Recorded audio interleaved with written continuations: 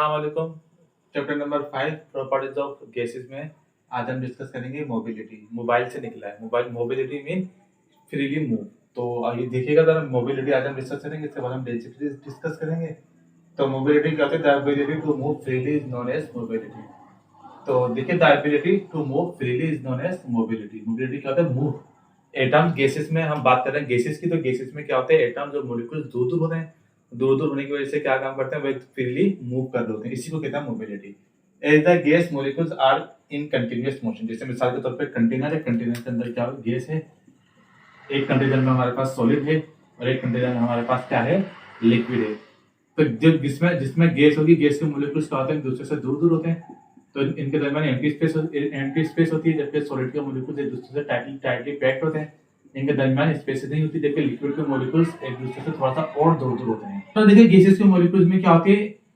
इनके दरमियान empty spaces ज्यादा होती हैं, तो इसके मॉलिक्यूल जो मोशन होती है वो जिगजैग होती है। इस तरीके की जिगजैग मोशन होती है, मगर फ्रीली मूव कर रहे होते हैं। इस मोशन की वजह से इनमें क्या होती है? काइनेटिक एनर्जी होती है। काइनेटिक एनर्जी का फार्मूला क्या है? K = 1/2mv²। कोई चीज अगर हरकत कर रही है तो उसमें क्या होती है? काइनेटिक एनर्जी होती है।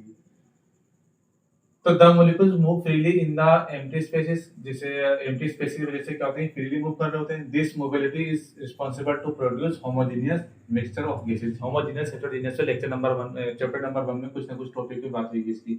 होमो मतलब सेम और हेटेरो मतलब डिफरेंट। इसी वजह से मोबिलिटी की वजह से क्या होता है? जो गैसेस होती हैं वो होमोजेनियस मिक्सचर बनाती हैं। यानी कि गैसेस के मॉलिक्यूल्स क्या होते हैं?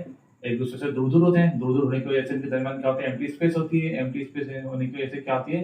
इनमें काइनेटिक इजीली मूव कर रहे होते हैं। तो काइनेटिक एनर्जी की क्या होती है? इनमें काइनेटिक एनर्जी होती है। तो सबसे ज्यादा जो काइनेटिक एनर्जी होती है वो गैसेस के मॉलिक्यूल्स में पाई जाती है, ताकि क्योंकि एम्प्टी स्पेसेस होती हैं, तो इस वजह से इनमें काइनेटिक एनर्जी ज्यादा होती है। गैस के मॉलिक्यूल इजीली मूव कर रहे होते हैं, तो इनमें जो मोशन होती है वो जिगजैग होती है इस तरीके से। तो इसी को कहते हैं क्या? मोबिलिटी, यानी हरकत समझ लीजिए, इजीली मूव करना, इजीली या फ्रीली मूव करना। अब हमारे पास है डेंसिटी। तो देखिए, डेंसिटी क्या होती है? डेंसिटी का फार्मूला भी देख लीजिए। D = m/v। या क्या है? डेंसिटी का फार्मूला है D = m/v। इसका यूनिट क्या है? ग्राम पर डेसीमीटर क्यूब या ग्राम पर सेंटीमीटर क्यूब भी हो सकता है। तो डेसीमीटर क्यूब को सेंटीमीटर क्यूब में लाने के लिए क्या करेंगे? 1000 से मल्टीप्लाई कर देंगे, यानी 10⁻³ से। और मीटर क्यूब में लाने के लिए क्या करेंगे? 1000 या 10⁻³ से डिवाइड कर देंगे। उसको मल्टीप्लाई, इसको डिवाइड कर देंगे 10⁻³ से। तो डेसीमीटर क्यूब, सेंटीमीटर क्यूब या मीटर क्यूब में हम ला सकते हैं। तो इसका फार्मूला क्या है? D = m/v। ग्राम पर सेंटीमीटर क्यूब या ग्राम पर डेसीमीटर क्यूब इसका फार्मूला है। इसको इस तरीके से भी लिखते हैं, रॉ के साइन से भी इसको डिनोट करते हैं। तो डेंसिटी क्या होती है? गैसेस के मॉलिक्यूल्स में क्या, मॉलिक्यूल्स के में एम्प्टी स्पेस होता है, तो इनकी जो डेंसिटी होती है वो क्या होती है? कम होती है। सबसे ज्यादा जो डेंसिटी होती है वो सॉलिड्स की होती है, क्योंकि जितने मॉलिक्यूल्स करीब करीब उनको उतनी डेंसिटी होगी। लिक्विड के मॉलिक्यूल्स की डेंसिटी सॉलिड से कम होती है, और गैसेस में जो होता है डेंसिटी बहुत ज्यादा कम होती है। तो देखिए, the density is degree of compactness और क्लोजनेस। जितने ज्यादा मॉलिक्यूल्स करीब करीब होंगे उतनी ज्यादा क्या होगी? डेंसिटी होगी। Gases have low density. Gases की डेंसिटी लो होती है। क्यों? Because of light mass and more volume occupied by the gas या गैसेस। यानी गैसेस के जो मॉलिक्यूल्स हैं वो क्या काम करते हैं? इनके मॉलिक्यूल्स दूर दूर होते हैं, तो दूर दूर होने की वजह से क्या होता है? इनकी डेंसिटी कम होती है। जबकि सॉलिड से मॉलिक्यूल टाइटली पैक्ड होता है, उनकी डेंसिटी ज्यादा होती है। तो गैसेस क्या होती है? ज्यादा वॉल्यूम होती है। जैसे गुब्बारे में आप गैस भरेंगे तो क्या होगा? फूल जाएगा। तो क्या होगा? उसकी जो वॉल्यूम ज्यादा हो गया, मगर उसका जो मास हो गया कम होता है उसमें।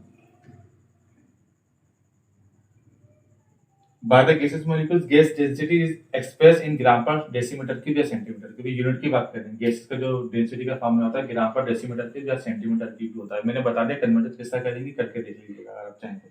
Gases are less denser than liquid. क्यों?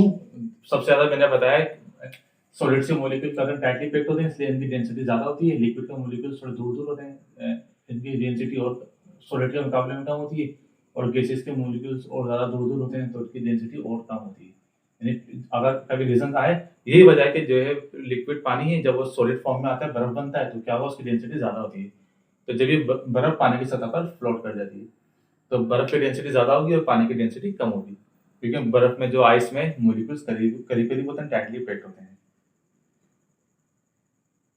तो अगर देखिए, the density of gases can be increase by cooling. जितना कूल करने पे क्या होता है? गैस के मॉलिक्यूल करीब करीब आ जाते हैं। कूल करेंगे तो क्या होगा, गैस के मॉलिक्यूल्स करीब करीब आ जाएंगे, तो फिर डेंसिटी में इजाफा हो सकता है।